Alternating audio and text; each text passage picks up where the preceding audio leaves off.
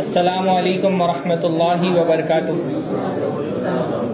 الحمد للہ رب العالمین، ان الحمد للہ نحمده ونستعینه ونستغفره ونعوذ باللہ من شرور انفسنا ومن سیئات اعمالنا، من يهده اللہ فلا مضل له ومن يضلل فلا هادی له، واشهد ان لا الہ الا اللہ وحدہ لا شریک له، واشهد ان محمدا عبده ورسوله، اما بعد فان خیر الحدیث کتاب اللہ، وخیر الہدی ہدی محمد صلی اللہ علیہ وسلم، وشر الامور محدثاتها، وکل محدثۃ بدعہ، وکل بدعۃ ضلالہ، وکل ضلالۃ فی النار۔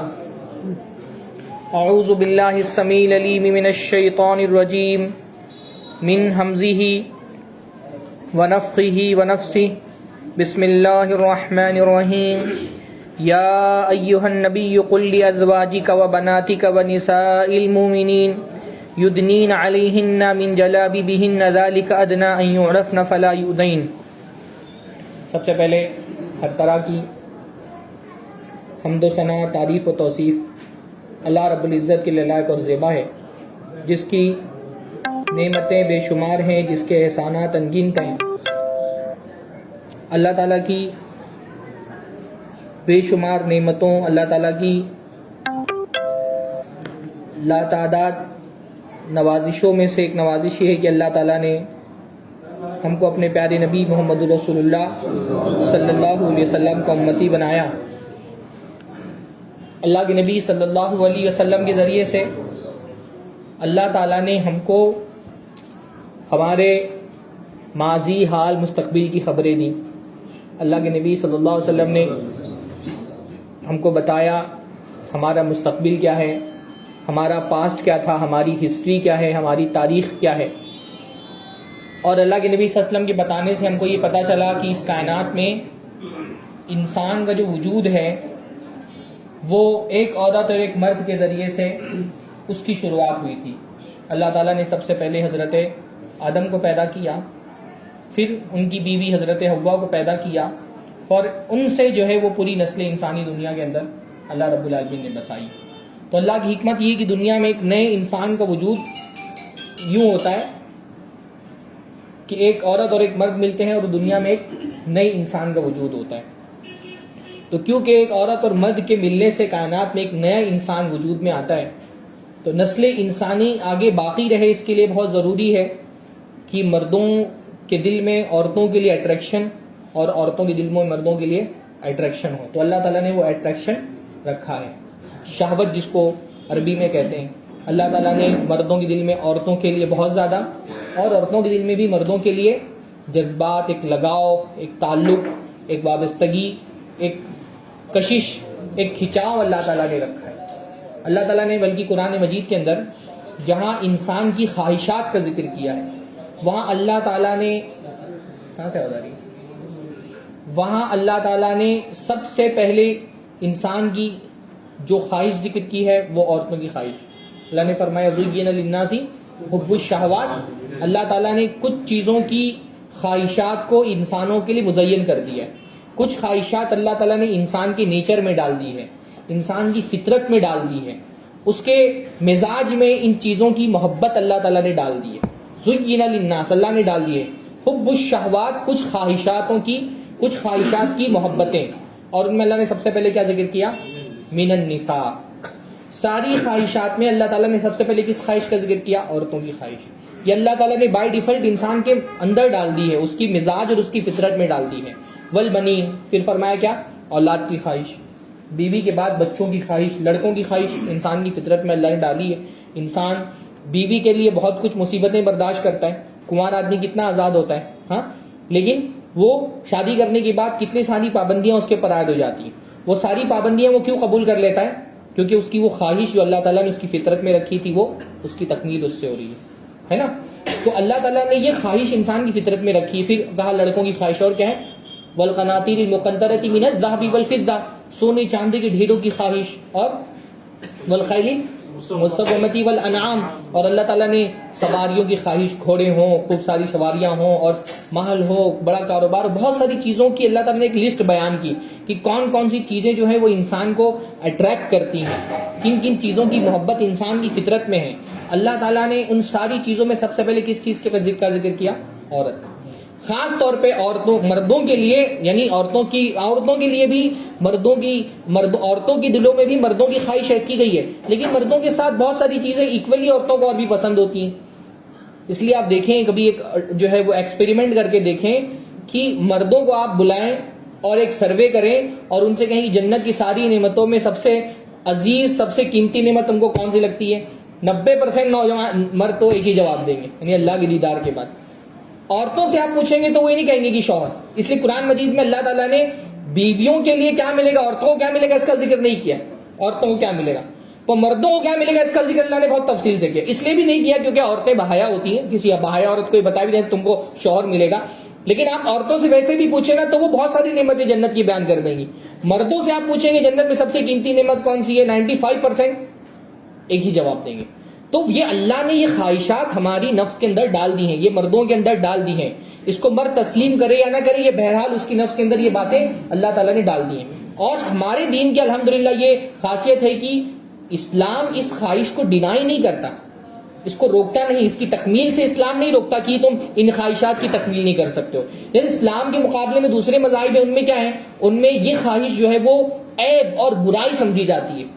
مرد کے دل میں جو عورت کی خواہش ہے اس کو عیب اور برائی سمجھا جاتا ہے، اور ان مذاہب میں تقوی کا معیار کیا ہے کہ انسان ان خواہشات کو مار ڈالے، سنیاس لے لے، جوگی بن جائے، پادری بن جائے۔ اس لیے دیکھیں گے نا آپ دیگر مذاہب میں متقی بننے کا جو معیار ہے وہ کیا ہے، شادی نہیں کرنا ہے، جوگی بن جانا ہے، پادری بن جانا ہے، سنیاس لے لینا ہے، بھکشو بن جانا ہے، سماجی زندگی سے کٹ جانا ہے۔ ان خواہشات کو مارنا ان معاشرے کے اندر کیا ہے، تقوی کا معیار، ولایت کا معیار سمجھے جاتے ہیں۔ انسان ولی نہیں بن سکتا جب تک اس خواہش کو مار نہ لے۔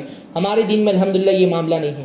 ہمارا دین تسلیم کرتا ہے کہ یہ خواہشات ہیں، ہونی چاہیے، البتہ اس کا ایک دائرہ شریعت نے متعین کر دیا ہے نکاح کی شکل میں کہ ان خواہشات کو حلال ذریعے سے پورا کرو۔ اب وہ کیونکہ اللہ تعالیٰ نے ایک اٹریکشن رکھا ہے، بلکہ قرآن مجید کے الفاظ میں کہا ہے سکون اللہ نے رکھا ہے۔ اللہ نے کیا فرمایا، من آیاتہ ان خلق لکم من انفسکم ازواجا لتسکنوا الیہا۔ اللہ کی نشانیوں میں سے ایک نشانی یہ ہے، یعنی اللہ خالق ہے، اللہ مالک ہے، اللہ رزاق ہے، اللہ مدبر ہے، اللہ متصرف ہے کائنات میں، اس کی بہت ساری نشانیاں ہیں۔ اس میں سے ایک نشانی کیا ہے، ان خلق لکم من انفسکم ازواجا، کہ اس نے تمہارے لیے تمہاری نفس میں سے بیویاں تمہاری پیدا کی، تمہارے جوڑے بنائے تمہارے اندر سے ہی، لتسکنوا الیہا، کیوں بنائے، تاکہ تم ان سے سکون حاصل کرو۔ اللہ نے مردوں کے لیے عورتوں میں سکون رکھا ہے۔ وجعل بینکم مودۃ ورحمہ، اور اللہ نے تمہارے اور ان کے درمیان محبت اور رحمت ڈال دی۔ تو ایک اٹریکشن ہے جو ہر مرد محسوس کرتا ہے، لیکن اس اٹریکشن کو اگر آزاد کر دیا جائے، ہر مرد کو یہ آزادی دے دی جائے کہ وہ ہر عورت کے حسن و جمال سے خود کو لطف اندوز کرے، تو ظاہر سی بات ہے کہ یہ کائنات اس ٹوٹ پھوٹ کا شکار ہو جائے گی۔ تو اللہ تعالیٰ نے عورت کے اندر اٹریکشن رکھا ہے، لیکن اس اٹریکشن کو محدود کر دیا، اس کا ایک دائرہ بنا دیا، اس کے قوانین بنا دیے۔ اللہ نے سکون رکھا ہے، لیکن اس کا یہ مطلب نہیں کہ اس سکون کو حاصل کرنے میں مرد کو آزاد کر دیا ہے، جس عورت کو پاؤ جیسے پاؤ سکون حاصل کرو، جیسے چاہو لذت اس سے حاصل کر لو، نہیں۔ اللہ تعالیٰ نے اس کا ایک دائرہ بنا دیا ہے، ایک نکاح کا دائرہ بنا دیا، ایک پردے کا نظام بنا دیا، ایک حیا کا نظام بنا دیا، اور ایک چیز یہ طے کر دی گئی کہ ایک عورت اور ایک مرد معاشرے کے اندر اگر آپس میں ایک دوسرے کے ساتھ ملیں گے تو قانونی، شرعی، سماجی ضابطوں کے تحت ملیں گے۔ دونوں کا اگر کوئی جوڑا بنے گا تو وہ قانونی، شرعی اور سماجی ضابطوں کے مطابق بنے گا۔ اس لیے عورت کو اللہ تعالیٰ نے حسن و جمال کی عظیم نعمت سے نوازا ہے، لیکن اس کو اس بات کا پابند کر دیا گیا ہے کہ یہ حسن و جمال اس کو پبلک پراپرٹی نہ بنا دے، وہ بازار کا سامان نہ بن جائے۔ وہ اپنے حسن و جمال کو یہ سمجھے کہ اللہ کی طرف سے دی ہوئی نعمت ہے جو اس کے شوہر کے لیے اس کو دی گئی ہے، یہ اس کے شوہر کی امانت ہے۔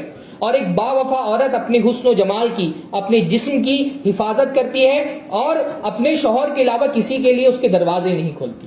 اس کے لیے پردے کا ایک نظام بنا دیا گیا، حیا کا ایک نظام بنا دیا گیا ہے. آج کے درس میں انشاءاللہ تعالی ہم کو اسی پردے کے نظام پر، اسی حجاب کے نظام پر، اسی حیا کے نظام پر انشاءاللہ تعالی گفتگو کرنی ہے، کیونکہ ہمارے یہاں ہمارے ملک میں خاص طور پہ پچھلے کچھ ہفتوں سے حجاب کو لے کر کے کنٹروورسی چل رہی ہے، ایک تنازع چل رہا ہے. تو ایسے موقع پر یہ بہت ضروری ہے کہ ہم پہلے خود یہ سمجھ لیں گے اسلام میں حجاب کا نظام ہے کیا. ہاں، اصل چیز جو ہے وہ جو کنٹروورسی چل رہی ہے اس کو کاؤنٹر کرنا آج کے درس کا اصل مقصد نہیں ہے. اصل مقصد یہ ہے کہ پہلے ہم خود سمجھ لیں کہ شریعت میں جو حجاب ہے، پردہ ہے، اس کا مقصد کیا ہے، اس کی حکمتیں کیا ہیں، بلکہ حجاب ہے کیا، اس کے تقاضے کیا ہیں، یہ پہلے ہم خود سمجھ لیں کہ یعنی ہم ایک سطح پر کھڑے ہو کر کے حجاب کا دفاع تو بہت شدت کے ساتھ کر رہے ہیں، لیکن دیکھنے میں یہ آ رہا ہے کہ خود مسلمان حجاب کا جو شرعی حکم ہے اس کو نہیں سمجھتے. بعض لوگوں نے بڑے فخر سے جو ہے ابھی میں کچھ دن پہلے میں نے دیکھا جو ہے فیس بک پہ ویڈیو شیئر کر رہے ہیں کہ کوئی خاتون جو ہے وہ حجاب پہن کر کے بائک رائڈ کر رہی ہے. دیکھو حجاب بائک رائڈ کرنے سے نہیں روکتا. ہاں، کوئی یہ حجاب کو پہن کر وہ ابھی تو کیا اس کو بولتے ہیں، ہاں وہ سوئمنگ سوٹ کو ڈیزائن کیا گیا ہے، ہاں حجاب پہن کر، ہاں برکینی تو عجیب طرح کا وہ ایک حجاب نہیں. سمجھ میں یہ آ رہا ہے کہ ہم نے ہمارے ذہن میں بھی حجاب کا مطلب ایک خاص قسم کا ڈریس کوڈ ہے، اس کے علاوہ کچھ نہیں ہے. تو یہ سمجھ میں آ رہا ہے کہ مسلمان ابھی خود یہ نہیں سمجھ پائے کہ حجاب کہتے کس کو ہیں. تو ہم کسی چیز کا دفاع کرنے سے پہلے خود سمجھ تو لیں کہ اس کا شریعت میں حکم کیا ہے، اس کا مقام کیا ہے، اس کا کانسیپٹ کیا ہے، اس کا تصور کیا ہے. اس کے بعد پھر ہم دیکھیں کہ ہم دفاع کس چیز کا کر رہے ہیں. ہاں، تو یہ جو ہے اچھا دفاع کرنے کے حوالے سے بھی جو ہمارے یہاں بعض ایک ٹیگ لائن یوز کی جا رہی ہے، بعض جو ہیش ٹیگ چل رہے ہیں، شرعی طور پہ اس کا کیا ضابطہ ہے اور اس کو ہم کس نظریے سے دیکھ رہے ہیں، یہ ساری چیزیں سمجھنا ضروری ہے. اس لیے میں نے آج کے موضوع میں پھر اس حجاب پر جو اعتراضات ہیں انشاءاللہ تعالی اس پر بھی کچھ گفتگو ہوگی. حجاب کا مطلب آسان زبان میں ہم کہتے ہیں پردہ، آڑ، چھپانا، ہے نا. قرآن مجید میں حجاب کا بھی لفظ آیا ہے. اللہ تعالیٰ نے اپنے نبی کریم محمد رسول اللہ صلی اللہ علیہ وسلم کی بیویوں کے بارے میں فرمایا اذا سألتموهن متاعا فاسألوهن من وراء حجاب. جب تم ان سے کوئی سامان طلب کرو، اللہ کے نبی کی بیویوں سے کوئی سامان طلب کرنے کے لیے جاؤ تو کیا کرو، حجاب کے پیچھے سے طلب کرو. تو ہمارے یہاں ایک طبقہ متجددین کا، ایسے لوگ جو منکرین حدیث ہیں، حجاب کا انکار کرنے والے، وہ بہت زور و شور سے یہ آواز اٹھا دیں گے قرآن مجید میں حجاب کا لفظ ہی نہیں آئے. بھئی اللہ تعالیٰ نے صاف صاف قرآن مجید میں حجاب کا لفظ استعمال کرتے ہوئے کہا کہ پردے کے پیچھے سے ان سے کوئی سامان طلب کرو. باقی حجاب کی آیتیں بہت ساری جگہوں پر ہیں. مثلا تعالیٰ نے فرمایا یا ایھا النبی قل لازواجک وبناتک ونساء المؤمنین یدنین علیہن من جلابیبہن ذلک ادنی ان یعرفن فلا یؤذین. اللہ نے فرمایا کہ اے اللہ کے نبی صلی اللہ علیہ وسلم آپ اپنی بیویوں سے کہہ دیں اور اپنی بیٹیوں سے کہہ دیں، ونساء المؤمنین اور ساری ایمان والوں کی عورتوں سے کہہ دیں، یدنین علیہن من جلابیبہن کہ وہ اپنے جلباب کو، اپنے پردے کو، اپنی چادر کو اپنے اوپر ڈال لیا کریں. ذالک ادنی ان یعرفن فلا یؤذین. اس سے وہ پہچان لی جائیں گی کہ وہ شریف عورتیں ہیں، وہ اپنے حسن و جمال کو ظاہر کر کے لوگوں کو دعوت نظارہ دینے والی عورتیں نہیں ہیں، تو ان کو کوئی ستائے گا نہیں. تو قرآن مجید میں بہت ساری آیتیں ہیں جو حجاب پر گفتگو کرتی ہیں، پردے کے بارے میں بات کی گئی ہے. وَلْيَضْرِبْنَ بِخُمُرِهِنَّ عَلَى جُيُوبِهِنَّ. اللہ نے ایک جگہ خیمار کا لفظ کہا. خیمار کا مطلب ہوتا ہے دوپٹہ. تو اللہ تعالیٰ نے فرمایا کہ اپنے سینوں پر اپنے دوپٹے ڈال لیا کریں. ہاں، خمرہن علی جیوبہن، اپنے سینوں پر، اپنی گریبان پر دوپٹے ڈال دیا کریں. تو دوپٹے کا بھی لفظ آیا ہے، جلباب کا لفظ قرآن مجید کے اندر آیا ہے. خمار کا مطلب ہوتا ہے اسی چیز جو ڈھانپ دے، ہے نا. اسی لیے جو ہے وہ شراب کو خمر کہا جاتا ہے، کیونکہ شراب کیا کرتی ہے، ہمارے دماغوں پہ پردہ ڈال دیتی ہے. اسی طرح سے برقع کا لفظ بھی بعض حدیثوں کے اندر آیا ہے، دستانوں کا لفظ آیا ہے، نقاب کا لفظ بھی حدیثوں کے اندر آیا ہے. حدیث میں اس طرح کے مختلف الفاظ آئے ہیں. پردہ یا نقاب جو ہے وہ اسلام کا ایک پورا حیا کا ایک سسٹم ہے. اس پورے سسٹم کا ایک حصہ نقاب ہے. سمجھ رہے ہیں؟ یہ بہت سمجھنا ضروری ہے کہ اسلام کا ایک سسٹم ہے جس کو ہم کہتے ہیں حیا کا سسٹم. اسلام نے حیا رکھی ہے، عورت اور مرد کے درمیان تفریق رکھی ہے، شرم رکھی ہے، مردوں کے لیے بھی حیا رکھی ہے، عورتوں کے لیے بھی حیا رکھی ہے، اور اس حیا کی بنیاد پر ایک پورا سسٹم بنایا ہے. اس سسٹم کا ایک حصہ یہ ہے کہ عورت کو حجاب کرنا ہے. حجاب پورا کا پورا سسٹم نہیں ہے. حجاب اسلام کے حیا کے سسٹم کا ایک جز ہے. اس کے اور بھی بہت سارے احکام ہیں. بات صرف یہ نہیں ہے کہ اسلام نے عورتوں کو پردہ کرنے کا حکم دیا ہے. بات تو یہاں سے شروع ہوتی ہے کہ اسلام نے عورت کو اصل یہ حکم دیا ہے کہ وہ گھر کے اندر ٹکی رہے، بیٹھی رہے، گھر سے باہر نہ جائے. اللہ نے فرمایا وَقَرْنَا فِي بُيُوتِكُنَّ وَلَا تَبَرَّجْنَا تَبَرُّجَ الْجَاهِلِيَّةِ الْأُولَىٰ. کرنا کا مطلب کیا ہوتا ہے؟ ٹکی بیٹھی رہو. قرار کہتے ہیں نا ٹھہر جانے کو کہیں پر. قرار کہتے ہیں نا، قرار کرنا. مستقر اسی لیے کہا جاتا ہے ایسی جگہ جہاں پر آپ ٹھکانہ آپ کا ہو تو اس کو کیا کہا جاتا ہے؟ مستقر. تو اللہ نے فرمایا اپنے گھروں کے اندر ٹکی بیٹھی رہو. عورت کے لیے اصل یہ ہے کہ وہ گھر سے باہر نہ نکلے بلا وجہ. کوئی ضرورت اگر نہ ہو تو عورت کا اصل مقام کیا ہے؟ اس کا گھر ہے. اس لیے آپ قرآن مجید میں بہت مقامات پر آپ دیکھیں گے گھر کا لفظ جب آتا ہے تو اس کی نسبت عورت کی طرف ہوتی. بیوتہن، عورتوں کا گھر. ہاں، اپنے گھروں سے نہ آئیں، گھر کا لفظ بار بار آتا ہے. تو اسلام نے عورت اور مرد، ہم کیونکہ اکویلٹی کے قائل نہیں ہیں. ہم کس کے قائل ہیں؟ ہم قائل ہیں عدل کے. عدل کے. اکویلٹی کا مطلب یہ ہوتا ہے، انشاءاللہ کبھی ایک موضوع ہم لیں گے فیمنزم پر، بہت زمانے سے میرے دماغ میں چل رہے ہیں فیمنزم اور اسلام.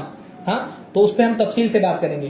اسلام یہ کہتا ہے کہ عورت ایک الگ صنف ہے، مرد ایک الگ صنف ہے. دونوں کا مزاج الگ، دونوں کی فطرت الگ، دونوں کا نیچر الگ، دونوں کی صلاحیتیں الگ ہیں.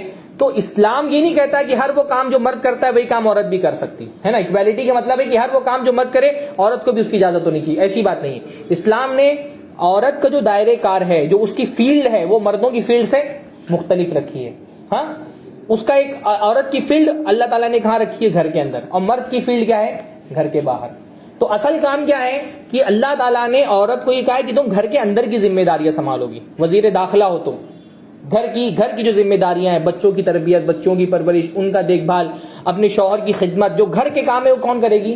عورت کرے گی. اور گھر کے باہر کی جو کام ہے وہ کون کرے گا؟ مرد کرے گا. ہے نا. اس لیے ہمارے معاشرے میں ہمیشہ سے ہی سمجھا گیا ہے نا کہ باہر پھرنے والی عورتیں اور گھر میں بیٹھا ہوا مرد اچھا نہیں سمجھا جاتا ہے نا. مرد جو گھر ہی میں گھسا رہے، باہر ہی نہ نکلے، اس کو ہمارے معاشرے میں اچھا نہیں سمجھا جاتا نا. کیونکہ مرد کا کام کیا ہے؟ گھر کے باہر نکلے، محنت کرو، پیسے کماؤ، اپنے بال بچوں پہ خرچ کرو. شریعت اس کی تاکید کرتی ہے اس کو، ہے نا. جہاد کرو، سیاست کرو، بہت سارے ایسے کام جو گھر کے باہر تھے وہ کس کے ذمہ ڈالے گئے؟ مردوں کے ذمہ ڈالے گئے. اور وہ کام جو گھر کے اندر تھے وہ کس کے ذمہ ڈالے گئے ہیں؟ عورتوں کے ذمہ ڈالے گئے. تو اور اصل حجاب کی شروعات یہاں سے ہوتی ہے. بھائی سارے جو پردے کے احکام ہے وہ کب آئیں گے؟ وہ تو جب ضرورت کے تحت وہ گھر سے باہر نکلے گی. پہلا حکم تو اس کو یہ ہے کہ وہ گھر کے اندر رہے، وہ گھر کی ملکہ ہے، وہ بازار کا کوئی شو پیس نہیں ہے کہ وہ حسن اور زیبائش کر کے اپنے گھر سے باہر نکلے اور لوگوں کو جو ہے اپنے حسن سے لطف اندوز کرے. اس لیے شریعت کے اندر حکم کہ اللہ کے نبی صلی اللہ علیہ وسلم نے فرمایا کہ جب عورت گھر سے باہر نکلتی ہے تو شیطان اس کے پیچھے پڑ جاتا ہے. استشرف الشیطان، شیطان اس کے پیچھے لگ جاتا ہے، لوگوں کو بہکانا شروع کرتا ہے اس کے ذریعے سے. تو عورت کے لیے اصل یہ ہے کہ وہ گھر کے اندر رہے. ہاں، اجازت کے تحت اس کو گھر سے باہر نکلنے کی اجازت دی گئی ہے. حضرت عمر کے بارے میں آتا ہے نا کہ حضرت اللہ کے نبی کی بیویاں کبھی گھر سے باہر نکلتی تھی. حضرت عمر یہ چاہتے تھے کہ عورتیں بالکل گھر سے باہر نہ نکلیں. وہ اس کے بہت سخت خلاف تھے کہ عورتیں گھر سے باہر ہی نہ نکلیں، اور بار بار اس کی تاکید کرتے تھے. تو ایک مرتبہ حضرت سودا جو ہے وہ گھر سے باہر نکلی کسی ضرورت کے تحت، غالباً رات ہی کا وقت تھا. تو حضرت عمر نے چلا کر کے کہا، تھوڑا سا حضرت سودا جو ہے ان کے ڈیل ڈول تھوڑا ہائی تھا تو وہ پردے میں بھی پہچان لی جاتی تھی. تو حضرت عمر نے کہا سودا میں نے تم کو پہچان لیا. تو حضرت سودا گھبرا کر کے واپس گھر میں گئی. اللہ کے رسول صلی اللہ علیہ وسلم جو ہے وہ کھانا کھا رہے تھے حضرت عائشہ کے گھر میں، اور حضرت سودا نے آ کر کے بتایا حضرت عمر نے ایسی بات کہی ہے. تو اللہ کے نبی صلی اللہ علیہ وسلم وہیں رک گئے اور غالباً لگے بھی وہی نازل ہوئی. اور وہی نازل ہوئی اس کے بعد اللہ کے نبی نے فرمایا کہ اذن لکم ان تخرجن لحوائجکن، تم کو اجازت دے دی گئی ہے کہ تم اپنی ضرورت کے تحت گھر سے باہر نکل سکتی ہو. اجازت کا مطلب کیا ہے؟ اجازت کا مطلب یہ ہے کہ اصل تم کو کہاں رہنا ہے؟ گھر کے اندر رہنا ہے نا. یہ بہت ضروری ہے حجاب کے معاملے میں سمجھے کہ اصل عورت کو کیا کرنا ہے؟ گھر کے اندر رہنا ہے. اس کا اصل مقام گھر ہے. ٹھیک ہے، اگر اس کو کوئی ضرورت ہے تو شریعت نے اس کو اتنی اجازت دے دی ہے کہ وہ اپنی ضرورت پوری کرنے کے لیے گھر سے باہر نکل سکتی ہے. پہلا کام یہاں سے ہی اصل میں شروعات ہوتی ہے ساری چیزوں کی، کہ عورت کا جو دائرہ شریعت نے متعین کیا ہے. اسلام برابری کی بات اس لیے نہیں کرتا کیونکہ ایکویلٹی کہاں ہوتی ہے؟ سملر چیزوں میں ہوتی ہے نا. بھائی دو چیزیں ایکویل کب ہوں گی؟ جب دونوں سملر ہوں. عورت اور مرد سملر نہیں ہے، ایک جیسے نہیں ہے. جب دو لوگ ایک جیسے نہیں ہوتے تو دونوں کو ایک جیسا ٹریٹ بھی نہیں کیا جاتا ہے نا. بھائی اللہ کے رسول صلی اللہ علیہ وسلم نے کہا کہ اولاد کے درمیان کیا کرو؟ عدل کرو. اب آپ کا ایک بچہ 15 سال کا ہے اور ایک بچہ 5 سال کا ہے. آپ نے کھانا بنایا، ظاہر سی بات ہے 15 سال کا جو بچہ ہے وہ 5 سال کے بچے کی طرح نہیں ہے. تو آپ کھانا کھلائیں گے تو 5 سال والے کو 5 سال کے حساب سے کھلائیں گے اور 15 سال والے کو 15 سال کے حساب سے کھلائیں گے. کہ آپ بولیں گے نہیں 15 سال والے نے کیونکہ 2 پلیٹ کھائے تو 5 سال والے کو بھی 2 پلیٹ کھلائیں گے. نہیں نا. دو چیزیں جب سملر نہیں ہوتی ہیں، ایک جیسی نہیں ہوتی، تو ہمارا ٹریٹمنٹ بھی دونوں کے ساتھ ایک جیسا نہیں ہونا چاہیے. عورت اور مرد سملر نہیں ہے. اپنی جینز کے ابتدائی شکل میں جب عورت پیٹ میں ہوتی ہے ماں کی تو اس کا پہلا سیل بنتا ہے وہ الگ ہوتا ہے. پہلا صلیح کیا ہوتا ہے؟ الگ ہوتا ہے. وہ اپنے آغاز سے ہی آپ نے دیکھا ہوگا نا جو IVF ایک سسٹم ہوتا ہے نا, اور عورت اور جو ہے مرد کو اگر بچے نہیں ہوتے تو وہ ایک باہر ان کا ایک جنین بنا کر کے پھر اس کو فرٹیلائز کر کے اندر ڈالا جاتا ہے. تو جب وہ 6 دن کا ایک جو ہے وہ جنین ہوتا ہے, 6 دن, صرف 6 دن میں پتہ چل جاتا ہے کہ یہ لڑکا ہے کہ لڑکی ہے. اس لیے بعض مرتبہ IVF میں ڈاکٹر پوچھتے ہیں کہ آپ کو لڑکا چاہیے کہ لڑکی چاہیے, کیونکہ وہیں پہ پتہ چلتا. تو وہ اب میں بتانا یہ چاہ رہا ہوں نا کہ عورت اپنی تخلیق کے پہلے دن سے ہی مرد سے مختلف ہوتی ہے. دو مختلف چیزوں کو ایک جیسے ٹریٹ نہیں کیا جا سکتا. اس لیے ہمارے شریعت میں ایکویلٹی نہیں ہے, برابری کا تصور نہیں ہے. ہماری شریعت میں یہ کہ عورت کو اس کے مزاج کے حساب سے ٹریٹ کیا جائے, مردوں کو اس کے مزاج کے حساب سے ٹریٹ کیا جائے. تو عورت کو پہلے تو یہ کہا گیا تم گھر کے اندر رہو, ہاں, گھر سے باہر مت نکلو. اسی طرح سے عورت کو اس بات سے بھی روکا گیا کہ ایسے ماحول میں, ایسی مجلسوں میں نہ جائے جہاں پہ مردوں کے ساتھ ان کا اختلاط ہے نا. عورت ہمیشہ مردوں سے سیپریٹ رہے گی. بھائی نماز سب سے اہم ترین عبادت ہے, اس میں بھی کیا کیا گیا؟ عورتوں کو مردوں سے الگ کر دیا گیا. عورتیں پیچھے رہیں گی, مرد آگے رہیں گے. بلکہ اللہ کے نبی نے کیا فرمایا؟ مردوں کی صفوں میں سب سے اچھی صف کون سی ہے؟ آگے کی صف. اور عورتوں کی صفوں میں سب سے اچھی صف کون سی ہے؟ پیچھے کی صف. دونوں کو الگ کیا. ایسا کوئی بھی اسلامی معاشرے میں, ایسا کوئی بھی مسلم محلے میں, مسلم علاقے میں ایسا ماحول نہیں بننا چاہیے جہاں مرد اور عورت آپس میں ایک دوسرے سے اختلاف کا شکار ہو جائے. ہمارے یہاں شادی بیاہ میں یہی ہوتا ہے. یعنی میں یہ سمجھانا چاہ رہا ہوں نا کہ حجاب کو ہم نے بس ایک ڈریس کوڈ سمجھ لیا ہے. حجاب پہن لو, سر پہ کچھ ڈھانک لو یا چہرے پہ کچھ لگا لو, اس کے بعد ہر چیز میں ہم آزاد ہو جاتے ہیں. تو یہ شریعت کا تصور نہیں ہے. مرد اور عورت, میں نے بعض علاقوں میں دیکھا, مسلم علاقوں میں, دیندار گھرانوں میں دیکھا, شادی ہو رہی ہے, مرد اور عورت ایک ہی ساتھ میں بیٹھ کے کھانا کھا رہے ہیں ہال میں. اچھے دیندار گھرانوں میں دیکھا کوئی سیپریشن نہیں ہے, مرد اور عورت ایک ساتھ میں. نماز جیسی اہم ترین عبادت جہاں پاکیزہ دل کے لوگ آتے ہیں, وہاں پر بھی شریعت نے کیا کر دیا؟ سیپریشن رکھا. ایون اللہ کے نبی صلی اللہ علیہ وسلم جو ہے وہ عورتیں چلی جاتی تھی, اس کے بعد مردوں کو آگے تم جاؤ. جب راستے میں اختلاط نہ ہو تو اللہ کے نبی نے فرمایا کہ عورتیں جو ہیں وہ کنارے سے چلیں گی, سڑک کے, گلیوں کے, اور مرد جو ہے وہ بیچ سے چلیں گے. تو بعض عورتیں اتنا لگ کر کے چلتی تھی کنارے سے کہ ان کے کپڑے ٹچ ہو جاتے تھے.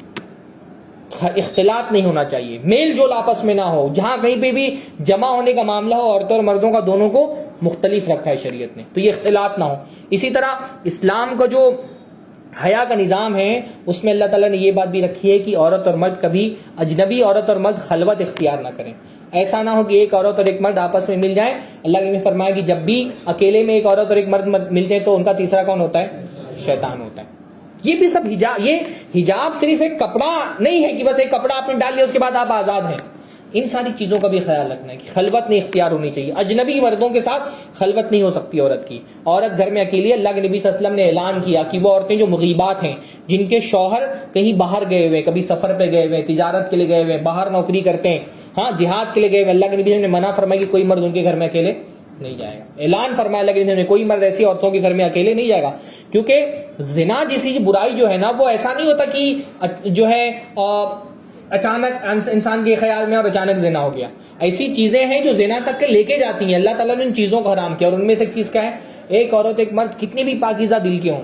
دیکھیے بعض صحابہ کی تربیت, تو صحابہ کی تربیت تو اللہ کے نبی سب نے کی تھی نا, لیکن بعض مواقع سے آگے کہ وہ بھی اپنے آپ کو نہیں بچا پائے. گرچہ بعد میں ایسی توبہ کی کہ اس توبہ کا مقام اللہ کے بہت بلند ہے, لیکن بعض صحابہ سے بھی زنا سرزد ہو گیا نا. تو جو بھی عورت نامحرم ہے, جو بھی مرد نامحرم ہے, کتنا بھی پاکیزہ دل کا ہو, شریعت کے احکام اس سے ختم نہیں ہوں گے. آپ دیکھیے نا, ہمارے یہاں لوگ کہتے ہیں کہ بھائی طہارت, پاکیزگی, حیا تو دل کے اندر ہے. ہاں, صحابہ کرام سے زیادہ پاکیزہ دل کا کوئی تھا؟ امہات المومنین سے پاکیزہ دل کا کوئی تھا؟ ان کو یہ حکام بتائے گئے کہ تم کوئی عورت اور مرد اکیلے میں ایک ساتھ نہیں جمع ہو سکتے, اکیلے ہو کے اور کوئی تیسرا نہ ہو. ہمارے عجیب عجیب صورتحال ہوتی ہے. بعض جگہوں پہ تو رواج ہے, لڑکی دیکھنے کے لیے گیا لڑکا, بولیں گے لڑکی لڑکے کو اکیلے چھوڑ دو, تھوڑا سا بات چیت کر کے ایک دوسرے کو سمجھ لیں. حرام ہے یہ. ٹھیک ہے, مرد کو یہ اجازت ہے کہ وہ شادی سے پہلے عورت کو ایک نظر دیکھ سکتا ہے اس کی خوبصورتی جاننے کے لیے, لیکن اس کا یہ مطلب نہیں کہ دونوں ایک دوسرے کو سمجھنے کے لیے اکیلے میں کہیں بھی ان کو چھوڑ دو. ہاں, بہت ساری خلوت کی شکلیں ہمارے معاشرے کے اندر ہیں. لفٹ میں بعض مرتبہ ایسا ہوتا ہے کوئی خاتون لفٹ کے اندر آ گئی, آپ جا رہے تھے اوپر, اب آپ کے لیے حلال نہیں ہے کہ اگر آپ اکیلے ہو تو اس کے ساتھ لفٹ میں اکیلے جائیں, یا تو رک جائے, اکیلے عورت جائے گی, یا پھر دو مرد جگہ جمع ہو جائے تو ٹھیک ہے, الگ بات ہے. کار میں بہت ساری جگہوں پر ہوتا ہے کہ ڈرائیور ہے اور کوئی خاتون اکیلے کار میں بیٹھی ہوئی, دروازے بند ہے, جا رہی ہے, یہ بھی خلوت کی ایک شکل ہے. تو بہت ساری خلوت کی شکلیں پائی جاتی ہیں. ہم نے حجاب کو بہت آسان سمجھ لیا کہ بس چہرے پہ پردہ ڈالنا ہے یا اسکارف پہن لینا, اس کے بعد ہر چیز میں ہم آزاد ہیں. شریعت نے خلوت سے منع کیا. اللہ نے فرمایا کہ ان میں سے تیسرا کون ہوتا ہے؟ شیطان ہوتا ہے. چوتھی چیز, عورتوں کو چھونا منع کیا گیا. عورتوں کو چھو نہیں سکتے آپ. نامحرم عورت کو چھونا, اللہ کے نبی نے فرمایا کہ تم میں سے کوئی آدمی کسی عورت کو چھوئے اس سے بہتر ہے کہ اس کے سر میں کیل ٹھوک دی جائے. ہاں, سر میں کیل ٹھوک دینا کتنا تکلیف دہ امر ہے. فرمایا سر میں کیل ٹھوک دیا جانا یہ اس کے لیے بہتر ہے اس سے کہ کسی نامحرم عورت کو چھوئے. ہمارے یہاں سب سے بڑا مسئلہ تو یہ ہے کہ محرم نامحرم کی تفریق ختم ہو گئی بہت سارے گھروں میں. لوگوں کو پتہ ہی نہیں محرم نامحرم کیا ہوتا ہے. سالی آ کر کے بہنوئی کا سر دبا رہی ہے. ہاں, عید کا دن ہے, چاچا زاد بھائی, خالہ زاد بھائی, ماموں زاد بھائی, پھوپھا زاد بھائی سب سے گلے مل رہی ہے, سب سے عیدی لے رہی ہے, سب سے مسافے کر رہی ہے. بھائی محرم اور نامحرم کا ایک واضح تصور ہمارے دین کے اندر دیا گیا ہے. وہ لوگ جن سے شادی ابدی حرام ہے, ہمیشہ کے لیے حرام ہے, وہ نامحرم ہے, وہ محرم ہے. ان سے آپ جو ہے وہ پردہ نہ کریں تو شریعت کی کوئی پابندی نہیں ہے. باپ ہے, باپ سے کبھی شادی نہیں ہو سکتی, ماموں سے کبھی شادی نہیں ہو سکتی, چاچا سے کبھی شادی نہیں ہو سکتی, ہے نا, دادا سے کبھی شادی نہیں ہو سکتی, نانا سے کبھی شادی نہیں ہو سکتی. تو جو یا اسی طرح سسر ہیں ان سے کبھی شادی نہیں ہو سکتی. تو جو داماد ہیں ان سے کبھی شادی نہیں ہو سکتی. تو یہ سب کون سے ہیں؟ یہ سب وہ لوگ ہیں جو محرم کی لسٹ میں, جن سے شادی کرنا کیا ہے, حرام ہے. ان سے شریعت آپ کو اتنی اجازت دیتی کہ آپ کبھی چہرہ کھول کر کے, کبھی آپ جو ہے وہ بے پردہ ہو کر کے ان کے سامنے آ سکتی ہیں, وہ بھی ایک مطلب حیا والے مینر میں, ایک باوقار مینر میں. ان کے ساتھ بھی, ان کے سامنے بھی آنا تو وَلْيَضْرِبْنَ بِخُمُرِهِنَّ عَلَى جُوبِهِنَّ, اس کا خیال رکھنا ہے آپ کو. دوپٹہ آپ کا ٹھیک ٹھاک ہونا چاہیے. حیا گھر کے اندر بھی جو محرم رشتہ دار ہیں ان کے ساتھ بھی ایک وقار کے ساتھ آپ کو پیش آنا ہے. اور باقی جو نامحرم ہیں ان کے تو سامنے ہی نہیں آنا ہے, ان کے سامنے چہرہ بھی نہیں کھول سکتے. ہمارے یہاں ماموزاد بھائی, مطلب بعض دیندار گھروں میں دیکھا گیا ہے کہ ماموزاد بھائی ہے اور پیچھے بائک پر بیٹھ گئی, چاچا زاد بھائی ہیں وہ چھوڑ کر کے کہیں پر آ رہے ہیں, تو یہ جائز نہیں ہے, ہے نا. بھانجا ہے, بھتیجا ہے, اب وہ ساری تفصیلات میں جانے کا میرے پاس موقع نہیں ہے, وہ آپ کو اگر نہیں پتا تو آپ کو سیکھنا چاہیے. اسی طرح سے وہ رشتے جو وقتی طور پہ حرام ہیں ان سے بھی پردہ کرنا ہے. جیسے پھوپھا ہیں, پھوپھا سے رشتہ حرام ہے, کیوں؟ کیونکہ پھوپھی ان کے نکاح میں ہے. اگر پھوپھی کا انتقال ہو جائے یا پھوپھی کو طلاق دے دے تو پھوپھا سے رشتہ حلال ہو جائے گا, تو ابدی حرام نہیں ہے, وقتی حرام ہے. خالو ہے, خالو سے رشتہ حرام ہے, پر کیوں حرام ہے؟ کیونکہ خالہ ان کے نکاح میں ہے, تو خالہ اور بھانجی کو ایک نکاح میں جمع نہیں کیا جا سکتا, اس لیے ان سے رشتہ حرام ہے. اگر وہ خالہ کو طلاق دے دے یا خالہ خلا لے لے یا وہ خالہ کی وفات ہو جائے تو پھر وہ شادی کر سکتے ہیں خالو سے, ہے نا. اسی طرح سے بہنوئی جو ہے وہ وقتی محارم میں سے, ایک ہوتا ہے ابدی محارم جو ہمیشہ ہمیشہ کے لیے حرام ہے, اور ایک ہوتا ہے وقتی طور پہ جو عورتیں جن سے رشتہ حرام ہے. تو جو وقتی محارم ہے ان سے پردہ کرنا ہے, خاص طور پہ سسرال والوں سے پردہ کرنا. ہمارے یہاں بعض رشتے مطلب گندگی کی حد پہ چلے گئے. سالی بہنوئی کا رشتہ, اس میں جیسا کوئی پردہ ہی نہیں ہے. بھابھی اور دیور کا رشتہ, اس میں بالکل پردہ کیا, بعض مرتبہ تو بعض جگہوں پر فحش مذاق تک ہو جاتے. سالیوں کے ساتھ, بھابھیوں کے ساتھ لوگ مذاق, خاص طور پہ دیہاتی ماحول میں مذاق کی حد تک کے بعد مرتبہ فحش مذاق کر لیتے. عجیب, بعض علاقوں میں تو دیکھنے میں آتا ہے ساس سے آدمی پر, ساس جو ہے وہ اب داماد سے پردہ کر رہی ہے اور سالی نہیں کر رہی. ساس بوڑھی ہو چکی, وہ پردہ کر رہی ہے, سامنے نہیں آتی ہے, اور سالی نہیں کر رہی ہے. ہاں, تو کن سے پردہ کرنا ہے یہ بھی سیکھنے کی چیز ہے. دیندار عورت کو سمجھانا چاہیے, سکھانا چاہیے. بہت بڑا مسئلہ ہمارے معاشرے میں نا کہ بعض مرتبہ کوئی دیندار عورت, لڑکی تھوڑا سا دین کی طرف مائل ہوتی ہے, وہ چیزوں کو سیکھ لیتی ہے, وہ پردہ کرنا چاہتی ہے, سب سے پہلے اس کے گھر والے اس کے خلاف آگے کھڑے ہو جاتے ہیں, اس کی امی ہی خلاف اس کے کھڑی ہو جاتی ہے.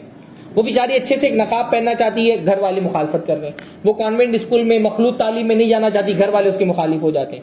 بہو ہے, وہ پردہ کرنا چاہتی ہے, ساس بولتی ہے میرے بیٹے سے پردہ کرو گی, میرے بیٹے کو تم نے کیا سمجھا ہوا ہے. مطلب بے حجابی کو لوگ اس طرح جسٹیفائی کرتے ہیں کہ بہو آئی ہے, وہ بولتی ہے میں دیور کے سامنے نہیں جاؤں گی, تو پورا سسرال اس کے خلاف ہو جاتا ہے. ایون اس کا شوہر اس کے ساتھ زبردستی کر رہا تھا کہ تم کو میرے بھائی کے سامنے آنا پڑے گا. بغیرتی کی انتہا ہے ہمارے معاشرے کے اندر.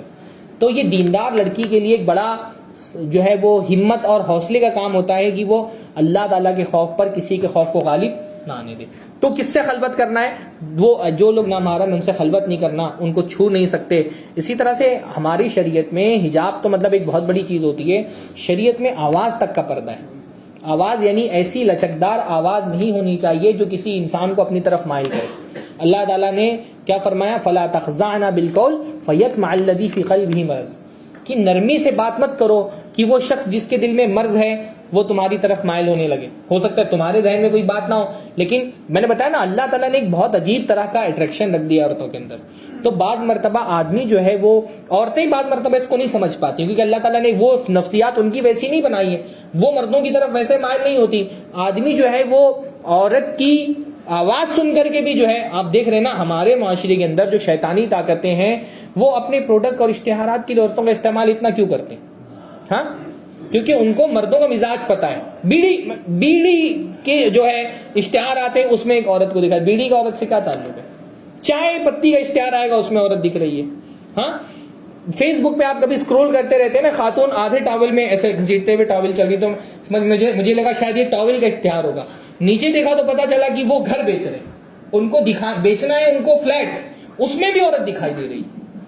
بتا، میں سمجھ میں ہی نہیں آتا کہ یہاں پہ عورت کا یوز کیا. گاڑی بیچ رہے اس میں عورت دکھ رہی ہے، کوئی سامان بیچ رہے عورتوں کو اتنا کیوں یوز کر رہے ہیں؟ کیونکہ یہ جو ایڈ بنانے والی کمپنیاں ہوتی ہیں انسان کی مزاج سے بہت اچھے سے واقف ہیں، اور ان کو پتا ہے کہ آدمی کتنی بھی تیزی سے اسکرول کرتا رہے، عورت کی فوٹو آئے گی تو فوراً وہیں پہ رک جانے والا ہے. صرف فلیٹ کی فوٹو تو نہیں، اسکرول کر کے آگے نکل جاتا، اس کو پتا تھا یہاں رک جائے گا، مزاج ہے مرد کا.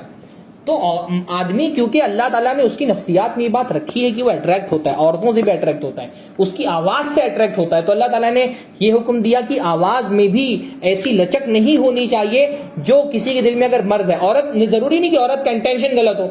بھائی ایک طریقہ کیا ہوتا ہے، ایک طریقہ یہ ہوتا ہے کہ بھائی کوئی عورت گئی سادگی سے کوئی سامان کسی سے خریدنا ہے، سادگی سے بات کی، سادگی سے خرید لیا. اور ایک عورت جاتی ہے اور وہ اٹکھیلیاں کر کے، ہاں کیسے ہیں کیا ہیں، یہاں وہاں کی فضول باتیں کر رہی ہیں. ہو سکتا ہے اس کے دل میں کوئی بات نہ ہو، لیکن اللہ نے کیا فرمایا، جس مرد کے دل میں مرض ہوگا وہ یہ تو سوچے گا یہ ایسا مجھ سے کیوں بات کر رہی ہے، لگتا ہے کوئی ہنٹ دے رہی ہے. ہاں، آدمی بہت جلدی ہنٹ تلاش کرنا شروع کر دیتا ہے عورتوں کی باتوں میں. تو اللہ نے فرمایا ایسی بات مت کرو کہ سامنے والے کو لگے کیونکہ ہنٹ دے رہی ہے. سمجھ میں آیا؟ فلا تخضعن بالقول وقلن قولا معروفا. بات معروف ہونی چاہیے، ایسا نہیں کہ گالی دینا شروع کر دو. بات اچھی ہونی چاہیے لیکن لہجہ کڑک رہنا چاہیے، یعنی اتنا کڑک کہ بعض مرتبہ یہ محسوس ہو کہ کہیں کوئی غصے میں تو نہیں بولی، کسی بات میں غصہ تو نہیں ہے. وہ آواز تو چھوڑیے، یعنی اللہ کے رسول قرآن مجید میں ذرا کیا فرماتا ہے، ولا یضربن بارجلہن لیعلم ما یخفین من زینتہن. دیکھیے اللہ تعالیٰ نے اتنا اٹریکشن رکھا ہے نا. اللہ تعالیٰ فرما رہے ہیں کہ اپنا پیر زمین پہ ایسے مت مارو کہ تمہاری جو خفیہ زینت ہے، پائل پہنا ہوا ہے، چوڑی پہنی ہوئی ہے، وہ اس کی بھی آواز سنائی دے کسی مرد کو. اور یہ مرد کی یعنی اللہ سے زیادہ اپنی مخلوق کی نفسیات سمجھنے والا کون ہو سکتا ہے؟ اللہ نے پیدا کیا نا، اللہ مرد کی نفسیات جانتا ہے. یہاں بیٹھے ہوئے نا، اگر وہاں سے پائل کی آواز آ جائے گی تو سب کے چہرے مڑ جائیں گے یہاں پہ مجھ کو چھوڑ کر کے. ہے کہ نہیں یہ مزاج میں؟ ہاں، چوڑی کی آواز، پائل کی آواز، آپ سوچئے. یعنی ہمارے ایک بحث یہ چلتی کہ عورت کا چہرے کا پردہ ہے کہ نہیں پردہ ہے. جس عورت کے لیے اتنا حکم دے دیا گیا کہ اس کے خفیہ جو زیورات ہوتے ہیں اس کی کھنک بھی مردوں کے کانوں تک نہ پہنچے، کیا اس عورت کو اجازت دی جائے کہ تم چہرہ کھول کر کے چلو؟ ہاں، قرآن کی آیتیں ہیں کہ اپنے پیر زمین پر اتنی تیزی سے مت مارو کہ تمہاری خفیہ زینت جو تمہارے زیورات ہیں اس کی آواز بھی مردوں تک کے پہنچے. یہ ایک پورا نظام ہے پردے کا. پھر اس کے بعد اب یہ ہے کہ عورت کو باہر نکلنا ہے، جانا ہے، تو اس کے لیے پھر ایک ڈریس کوڈ ہے، ایک نظام ہے، اس کا حجاب کا نظام ہے، لباس کا نظام ہے. پھر اس کو طے کیا گیا کہ تم جو ہے وہ پورا کا پورا عورت گھر سے باہر نکلے تو اصل یہ ہے کہ عورت کا پورا جسم پردہ ہے. ہاں، اللہ نے فرمایا المرأۃ عورہ، عورت جو ہے وہ عورت ہے.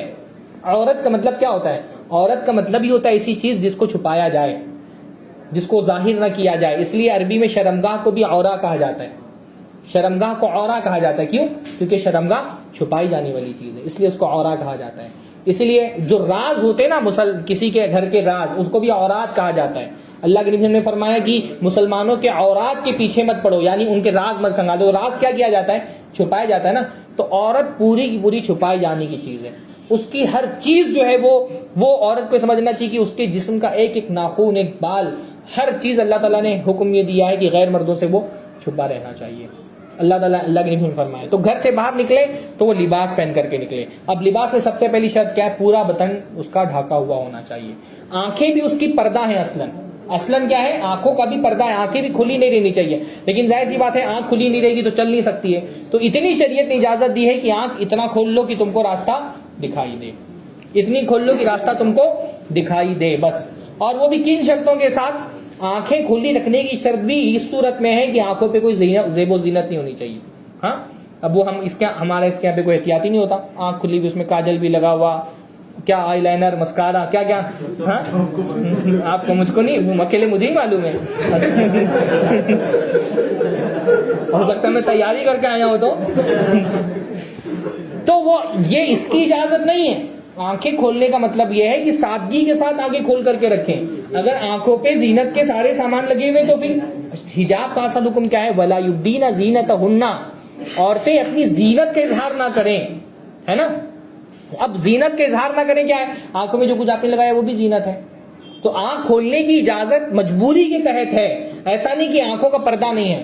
اگر کوئی ایسا حجاب ہو جس ٹرانسپیرنٹ ہو جس میں آنکھیں دکھائی نہ دیں اور باہر صاحب نہیں, بعض گھروں میں نے دیکھا ہے, بعض علاقوں میں دیکھا ہے, ان کے یہاں پردہ الحمدللہ ایک دم شرعی پردہ ہوتا ہے. ہمارے یہاں شرعی پردہ مشکل سے 1% لوگ کرتے ہوں گے. ہاں وہی ان چڑیا لوگوں کے یہاں پہ میں نے دیکھا بہت ایسے برقعے ہوتے ہیں نا, وہ اصلاً شرعی پردہ ہے. آنکھیں بھی نہیں دکھائی دیں, کوشش یہ کرنا چاہیے. ہاں ورنہ ہمارے یہاں جس طرح کے نقاب چلتے ہیں اس کو بعض شاعروں نے کہا ہے نا کہ کیسے ہے, اس کو پردہ نہیں پردے کا جنازہ کہیے, اس کو ایسے پردے کو بھی فتنہ تازہ کہیے, اس کو پردہ نہیں پردے کا جنازہ کہیے. تو پہلی چیز یہ ہے کیا کہ لباس پورا کا پورا ساتر ہونا چاہیے, اور اس میں صحیح بات یہ ہے کہ چہرہ اور ہاتھ کا بھی پردہ ہے. پورے جسم کے ساتر ہونے پر تو اجماع ہے امت کے علماء کا, صرف چہرے اور ہاتھ کے پردے کے بارے میں اختلاف. پہلے تو ہم یہ سمجھ لیں, ہے نا, کہ اصل یہ ہے کہ پورا جسم پردہ ہے, اس پر اجماع, اس میں کوئی اختلاف نہیں علماء کا. صرف چہرے اور ہاتھ کے بارے میں اختلاف ہے کہ چہرہ اور ہاتھ کھلا رکھ سکتے ہیں کہ نہیں رکھ سکتے ہیں. اختلاف کس بات کا ہے؟ اختلاف اس بات کا ہے کہ چہرے اور ہاتھ کا پردہ مستحب ہے یا واجب ہے. اس کے جو ہے جائز ہونے میں کوئی اختلاف نہیں, مستحب ہونے میں کوئی اختلاف نہیں ہے کہ ثواب ملے گا اگر چہرہ اور ہاتھ بند کر کے رکھتی ہے, لیکن اگر کھول لے چہرہ اور ہاتھ تو گناہ ملے گا کہ نہیں ملے گا, اس میں اختلاف ہے. تو یہ اختلاف کس کا ہے؟ استحباب اور وجوب کا ہے. بعض علماء کہتے ہیں صرف مستحب ہے چہرہ بند کرنا اور ہاتھ بند کرنا, واجب نہیں ہے. اور اکثر علماء کی صحیح رائے یہی ہے کہ چہرہ اور ہاتھ بند کرنا بھی کیا ہے؟ واجب ہے. اس اختلاف سے الگ بھی ہم یہ جان لیں کہ اگر عورت کا چہرہ اور ہاتھ کھلا بھی ہوا ہو تو اس کا یہ جو علماء کہتے ہیں کہ عورت اپنا چہرہ اور ہاتھ کھول کر کے رکھ سکتی ہے, چل سکتی ہے, وہ علماء بھی کہتے ہیں کہ مرد کے لیے ایسی عورت کو دیکھنا جائز نہیں ہے. اس پر بھی اتفاق ہے سارے علماء کا کہ مرد عورت کا چہرہ نہیں دیکھ سکتے, کیونکہ اللہ کے رسول کی صحیح حدیث ہے, یا علی لا تتبعی نظرۃ نظرۃ, کہ اے علی ایک نظر کے بعد دوسری نظر نہیں, یعنی ایک نظر اگر اتفاقی کسی عورت پر پڑ بھی گئی تو دوسری نظر تمہارے لیے حلال نہیں ہے. تو اس پر کوئی اختلاف نہیں ہے کہ مرد عورت کو نہیں دیکھ سکتا جو نامحرم ہو, اور اس پر بھی کوئی اختلاف نہیں کہ ایک عورت کا چہرہ کھلا ہوا ہے اور اس کو پتہ چل جائے گا کہ میرا چہرہ کھولنے سے ایک مرد مجھ کو دیکھ کر کے گناہ میں ملوث ہو, کیونکہ مرد کے لیے تو حرام ہے دیکھنا نا. تو اگر اس کو یہ پتا ہے کہ میرا چہرہ کھولنے سے ایک مرد گناہ میں ملوث ہو رہا ہے تو اس کے اوپر چہرہ ڈھانکنا واجب ہے. کیوں؟ کیونکہ اس کے چہرہ کھولنے سے ایک مرد گناہ میں ملوث ہو رہا ہے, اور حرام کام میں تعاون کرنا بھی کیا ہے؟ حرام. جن علماء نے کہا ہے کہ چہرہ کھولنا جائز ہے وہ بھی شرطوں کے ساتھ جائز قرار دیتے ہیں, اور سب سے پہلی شرط تو یہی ہے کہ زینت نہیں ہونی چاہیے کوئی چہرے پر. یعنی ہمارے یہاں بعض خواتین جو بے پردہ ہوئی تو بعض مولویوں نے جو ہے وہ فتویٰ دینا شروع کیا تو اختلافی مسئلہ چہرے کے پردے کا. تو چہرے کا پردہ اختلافی, اس کا مطلب نہیں کہ عورت زینت کر کے نکل جائے تو علماء کہتے ہیں کہ اختلاف ہے. اگر زینت کر کے نکلی تو اس پہ اختلاف نہیں ہے کہ چہرہ ایسی حالت میں عورت نہیں کھول سکتی. تو اور صحیح بات یہ کہ چہرے کا پردہ کیا ہے؟ واجب. اس کی بہت ساری دلیل, ایک الگ ہی موضوع ہے. بہت مشہور دلیل یہ کہ ازواج مطہرات جو ہے وہ جب حالت احرام میں ہوتی تھی, وہ حضرت عائشہ کہتی ہیں کوئی قبیلہ گزرتا, کوئی قافلہ گزرتا تو ہم کیا کرتے تھے؟ اپنا چہرہ ڈھانک لیتے تھے. تو علماء نے استدلال یہ کیا کہ احرام کی حالت میں چہرہ کھلنا واجب ہے, اور کسی واجب چیز کو اس وقت تک ترک نہیں کیا جا سکتا جب تک اس سے بڑی واجب نہ چھوٹ رہی ہو.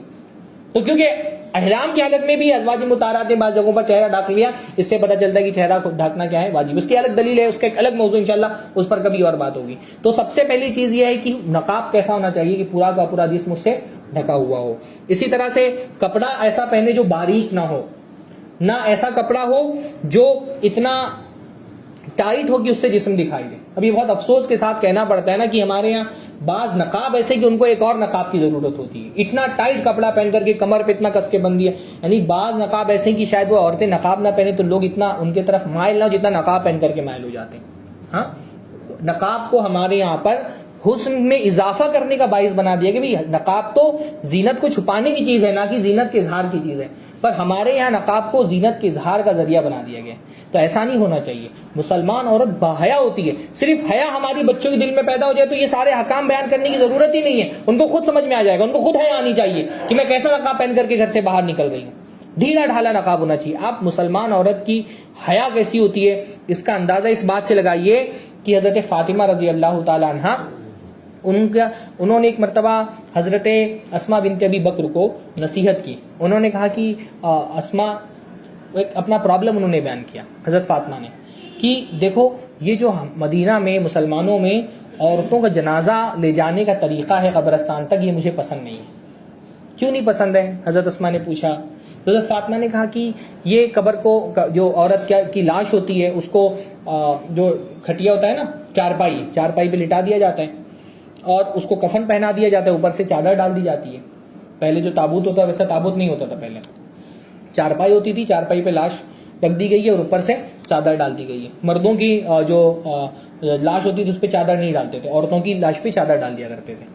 تو کہا کہ گرچہ چادر ڈال دیتے ہیں لیکن چادر ڈالنے سے جو جسم کی بناوٹ ہے وہ تو نہیں چھپتی نا، جسم کی بناوٹ نہیں چھپتی، یعنی جسم جو ہے اگر موٹا ہے، پتلا ہے، دبلی ہے، عورت چھوٹی ہے، ناٹے قد کی ہے، لمبے قد کی ہے، تو وہ تو اوپر سے بھی دکھائی دے گا، چادر کے اوپر سے بھی دکھائی دے گا۔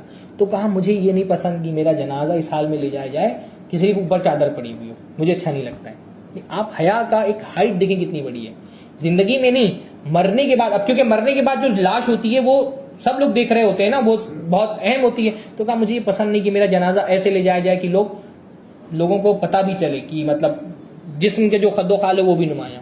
تو حضرت اسماء نے کہا کہ میں آپ کو وہ طریقہ بتاتی ہوں، غالباً حضرت اسماء ہی تھی جہاں تک مجھے یاد آ رہا ہے، کہا کہ میں آپ کو وہ طریقہ بتاتی ہوں جو میں نے حبشہ میں دیکھا ہے کہ عورتوں کا لاش جب رکھی جاتی ہے چارپائی پر تو اس کے اوپر کھجور کے پتے ڈال دیے جاتے ہیں، پھر ان پتوں کے اوپر چادر ڈال دی جاتی تو اس سے عورت کا جو جسم کے لمبائی چوڑائی ہے وہ نمایاں نہیں ہوتی۔ تو حضرت فاطمہ نے وصیت کی تھی حضرت اسماء کو کہ جب میری موت ہو تو میری تکفین تم ہی کرنا، کفن مجھ کو تم ہی پہنانا، اسی طریقے پہ پہنانا۔ بلکہ بعض روایتوں میں آتا ہے کہ جب حضرت اسماء کا انتقال ہوا تو حضرت عائشہ ان کا تکفین کرنا چاہتی تھی تو حضرت اسماء نے روک دیا، تو انہوں نے جا کر کے اپنے ابا سے شکایت کی، تو حضرت ابوبکر نے کہا کہ کیوں نہیں شامل ہونے دے رہے، تو انہوں نے واقعہ سنایا، یہ مجھ کو وصیت کر کے گئی تھی حضرت فاطمہ کہ مجھے کفن ایسے پہنانا۔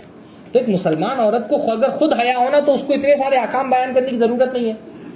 لباس جو ہے وہ باریک نہیں ہونا چاہیے، ٹائٹ نہیں ہونا چاہیے، خوشبو نہیں ہونی چاہیے لباس کے اندر، کوئی بھی اللہ کے نبی نے بلکہ فاحشہ کا ایسی عورت کو جو خوشبو لگا کر کے گھر سے باہر نکلتی ہے، خود اس لباس کے اندر کوئی زینت نہیں ہونی چاہیے۔ ٹھیک ہے، باوقار ہونا چاہیے، یعنی جو لباس پہنے، جو نقاب پہنے وہ باوقار ہو، وقار کے ساتھ عورت لباس پہنے، لیکن اپنے اس نقاب کے اندر زینت نہیں ہونی چاہیے۔ پورا یہ محمد علی کا کبھی کبھی نقاب خریدنے کے لیے جو ہے میں یہاں سے گزرا ہوں تو پورا روڈ چھان مارے آپ کے محمد علی میں، ایک نقاب آپ کو ایسا نہیں ملتا جو آپ کہتے ہیں کہ شرعی پردہ اس میں ہو سکتا ہے۔ یہ صورتحال ہمارے معاشرے بن گئی ہے۔ اسی طرح سے فاسق عورتوں سے مشابہ نہیں ہونا چاہیے، کافر عورتوں کی مشابہ نہیں ہونا چاہیے، لباس شہرت نہیں ہونا چاہیے نقاب۔ ہاں کتنی چیزیں میں نے بتائیں؟ 8 چیزیں۔ پورا بدن ڈھکا ہونا چاہیے، نمبر 2 باریک نہیں ہونا چاہیے، نمبر 3 ٹائٹ نہیں ہونا چاہیے، نمبر 4 خوشبو نہیں ہونی چاہیے، نمبر 5 خود اس نقاب زینت والا نہیں ہونا چاہیے، نمبر 6 فاسق عورتوں کے مشابہ نہیں ہونا چاہیے، نمبر 7 کافر عورتوں کے مشابہ نہیں ہونا چاہیے، اور نمبر 8 شہرت والا لباس نہیں ہونا چاہیے۔ ایک دم اینٹک ہوتا ہے نا ایسا کہ مطلب لوگ دیکھ کر کے ایک دم ارے یہ کون سا نقاب آ گیا، تو یہ بھی ہمارے یہاں پہ نا ایک دم ایک عجیب طرح کا نقاب، ایک الگ ہی طرح کا ڈیزائن کو یہ چل رہا ہے۔ تو وہ لباس شہرت مردوں کے لیے بھی منع ہے، عورتوں کے لیے بھی منع ہے۔ شریعت میں لباس شہرت نہ مرد پہن سکتے ہیں نہ عورت پہن سکتی ہے۔ تو یہ حجاب کا پورا جو ہے یہ پورا ایک نظام ہے۔ صرف حجاب کسی کپڑے کے ٹکڑے کا نام نہیں ہے یا کسی ایک خاص قسم کے ڈریس کا نام نہیں ہے حجاب۔ ہم نے پہلے حجاب کے نظام کو نہیں سمجھا، تو سب سے پہلے تو ہم کو حجاب کے نظام کو سمجھنا ضروری ہے، اور اس کے بعد پھر اللہ تعالیٰ نے اس میں بہت زیادہ فائدہ، یعنی حجاب جو ہے وہ سب سے پہلے تو ایک مسلمان عورت کے لیے عبادت ہے، اطاعت ہے اللہ تعالیٰ کی، ثواب کا کام ہے۔ سب سے بڑا فائدہ تو یہی ہے۔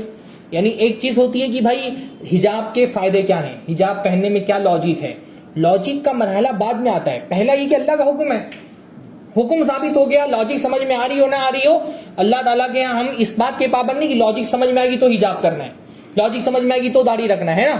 اللہ کا حکم ثابت ہو گیا، آپ کو مان لینا ہے، اطاعت کرنی ہے، یہی عبادت ہے۔ تو حجاب اصلاً ایک مسلمان کے لیے کیا ہے، ایک مسلمان عورت کے لیے عبادت ہے۔ وہ یہ سوچ کر کے حجاب پہنے کہ میرے رب نے حکم دیا ہے، میرے اوپر واجب ہے، اس حکم کی فرما برداری پر مجھ کو انشاءاللہ تعالی ثواب ملے گا۔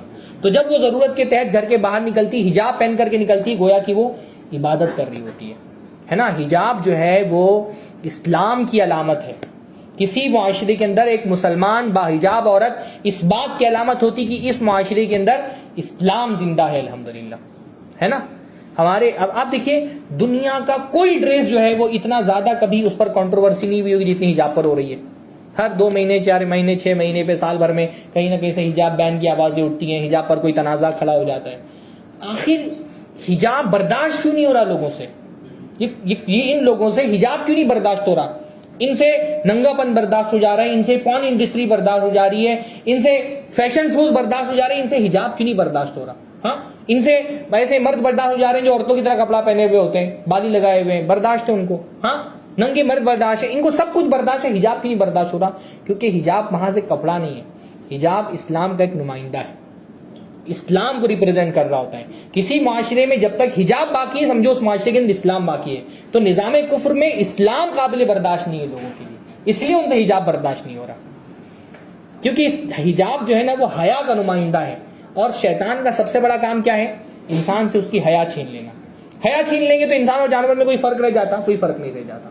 اس لیے شیطان کا مشن کیا ہے؟ مرد کو ننگا کرنا، عورتوں کو ننگا کر دینا، ان سے کپڑے چھین لینا۔ ان کے کپڑے کیا ہے؟ ہمارا شرف ہے نا، کپڑے ہماری خصوصیت ہیں۔ کپڑے دنیا میں کون سی مخلوق جو کپڑے پہنتی؟ صرف انسان، باقی جانور کپڑے نہیں پہنتے نا، انسان کپڑے پہنتا ہے۔ کپڑا انسان کا شرف ہے، اس کا امتیاز ہے۔ شیطان کو انسان کا شرف برداشت نہیں ہے، اس لیے اس نے سب سے پہلے کیا کیا تھا؟ شیطان نے اس کی کوشش کیا تھی؟ حضرت آدم حضرت حوا کے لباس چھین لیے جائیں۔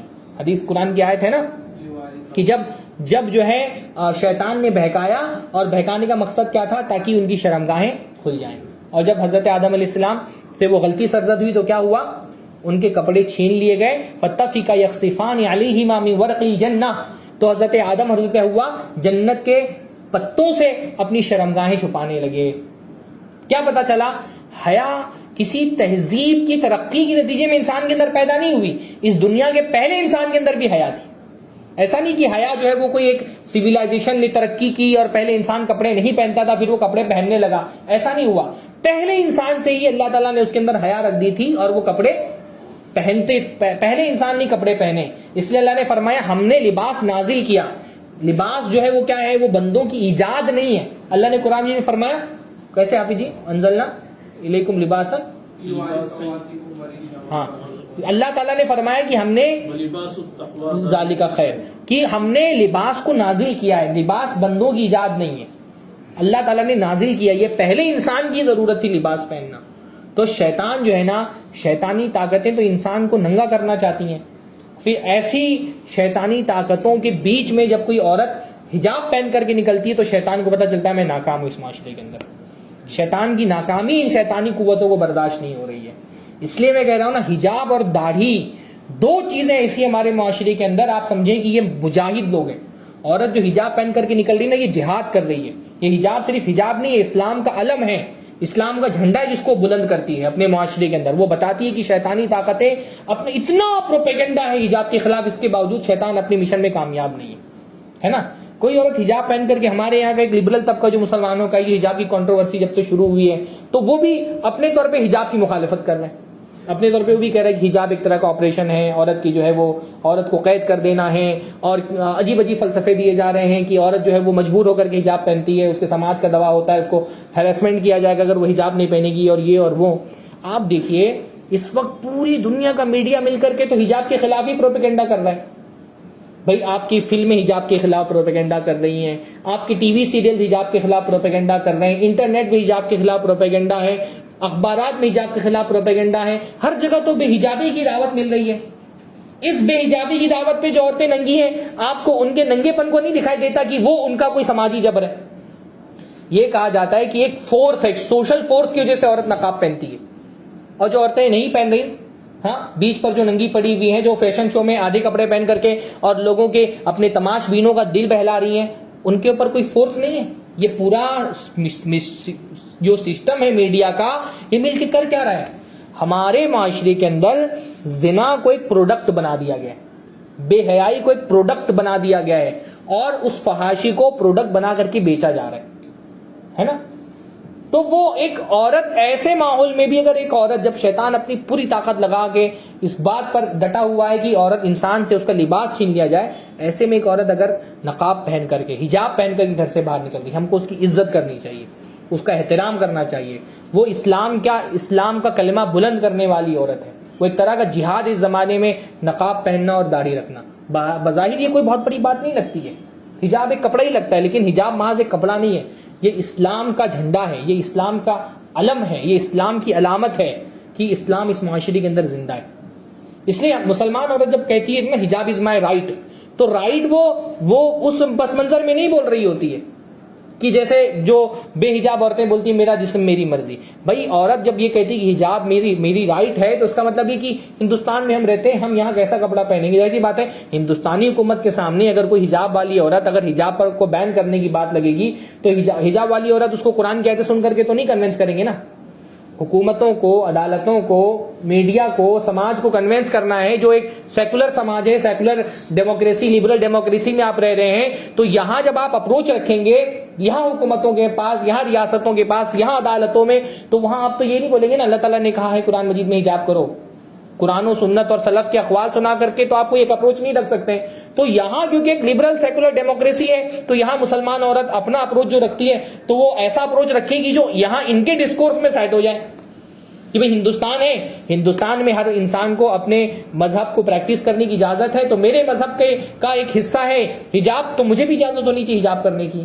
تو وہ ایک اپروچ رکھنے کے لیے بولتی کہ حجاب میرا رائٹ ہے. لیکن جب شرعی ایک ڈسکورس میں آپ دیکھیں گے تو حجاب رائٹ نہیں ہے, حجاب اللہ کا حکم ہے, حجاب عبادت ہے, حجاب اطاعت ہے. تو سب سے پہلی چیز تو یہی ہے. اور پھر حجاب ایک مسلمان عورت کی حفاظت ہے. ذالک ادنی ان یعرفن, یہ عورتیں پہچان لی جاتی ہیں کہ شریف گھرانوں کی عورتیں. حجاب اس بات کی علامت ہے کہ عورت کو اپنے حسن کی, اپنے جسم کی پرواہ ہے نا, جس کو ہم کہتے ہیں رائٹ ٹو پرائیویسی.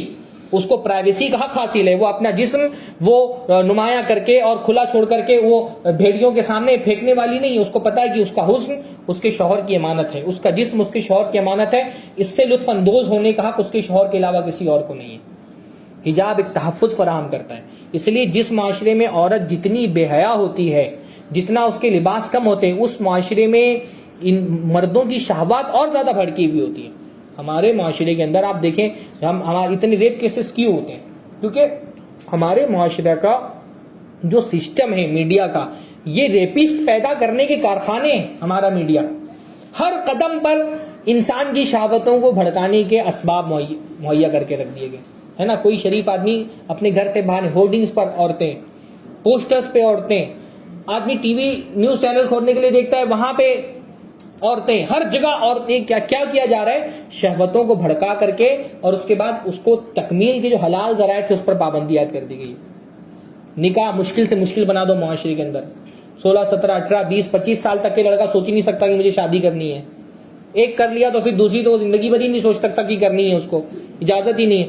حلال کو ایک دم مشکل بنا دو اور شہوتوں کو بھڑکاؤ تو کیا ہوگا پھر یہ شہوتیں تکمیل کرنے کے لیے آدمی حرام ہی کا رخ کرے گا نا.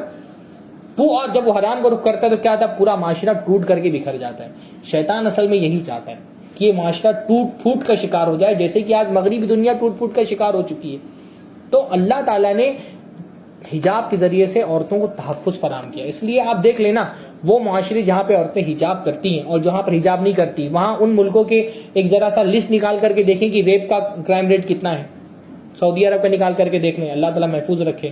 اب تو اس طرف جو رجحان آ رہے ہیں وہ بڑے خطرناک قسم کے. اللہ تعالیٰ سارے لوگوں کو جو ہے وہ خاص طور پہ سعودی عرب سے, کیونکہ ہماری دلی لگا ہے نا, وہ مملکت توحید ہے, تو اگر وہاں پر کوئی بے حجابی کا فتنہ اپنے قدم بڑھا رہا ہے تو ہم کو اللہ تعالیٰ سے دعا کرنی چاہیے تنقید کرنے کے بجائے, کہ اللہ تعالیٰ اس فتنے سے, بے حجابی کے, بے حیائی کے, فحاشی کے فتنے سے اس ملک عزیز کی حفاظت کریں, ہے نا. ان لوگوں سے ہم کو محبت.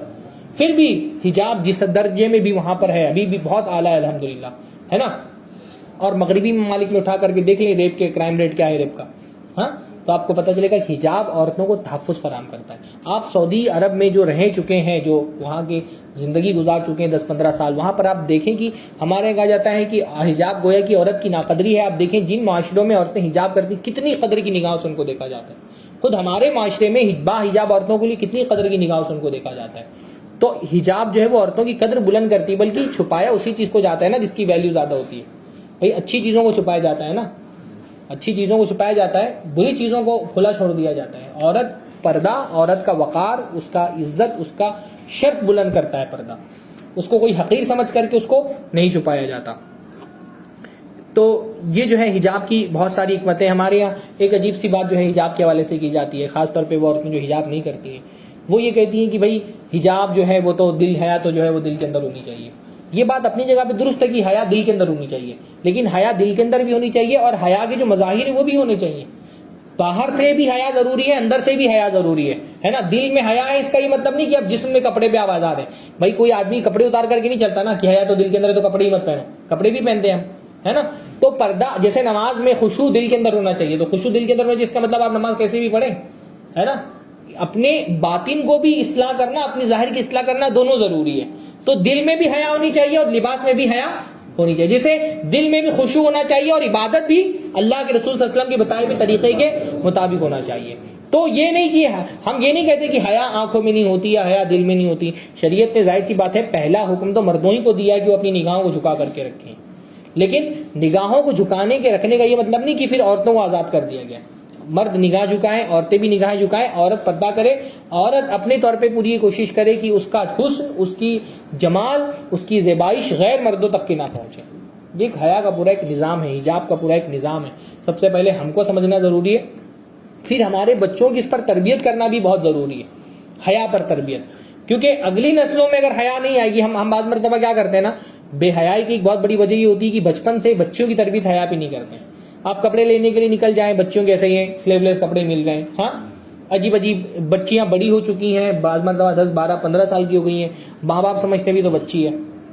تو حیا اچانک سے نہیں پیدا ہوگی نا, آپ بچپن سے لڑکی کے اندر حیا کا تصور ڈالیں گے تو پھر وہ بڑی ہونے کے بعد حیا اس کے اندر پیدا ہوگی. بچپن میں سے اس کو جو ہے آپ نے ایسے بے حیا والے اور فحاشی والے لباس پہنا کر کے رکھیں تو اچانک بالغ ہو کر کے حیا اس کے اندر پیدا نہیں ہوگی. اس لیے بچپن سے ہی بچی کے اندر حیا اور مردوں کے اندر غیرت کا تصور ڈالنا چاہیے. لڑکوں میں غیرت اور لڑکیوں میں حیا. ہمارے معاشرے میں اگر جو بے حیائی ہے نا, اس کی بہت بڑی وجہ ہے کہ مرد بے غیرت ہے ہمارے معاشرے کا.